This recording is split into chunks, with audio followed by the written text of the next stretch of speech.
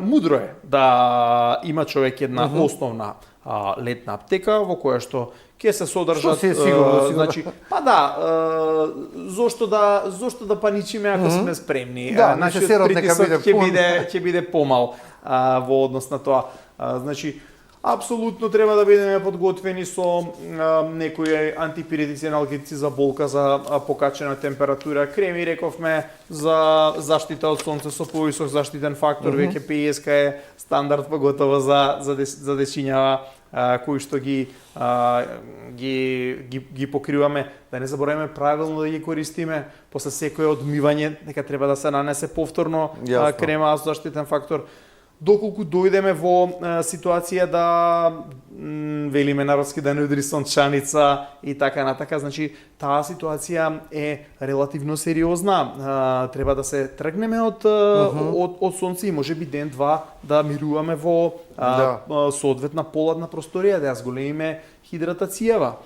Доколку дојде до некој убод што ќе предизвика алергиска реакција, ако е тоа локално, ќе користиме одредени топикални креми, гелови за да се намали. Во некои случаи може да е тоа и генерализирано и на цело тело, во таква ситуација или не дај Боже гушење или отоци на лицето, во таква ситуација итно мора на лекар да се еме, затоа што е тоа сериозна алергиска реакција. Така да, и како што напоменавме, да се внимава што се јаде, каде се јаде.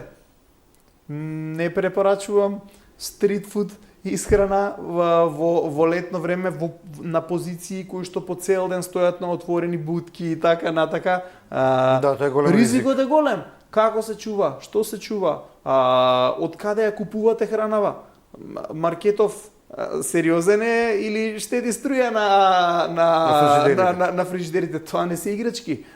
Ризикот може да биде многу штетен, стомачни бактериски инфекции може во болница да ве однесат. Така да, навистина треба да се внимава и како се подготвува и како се транспортира месо, поготово мајонез, млечни производи.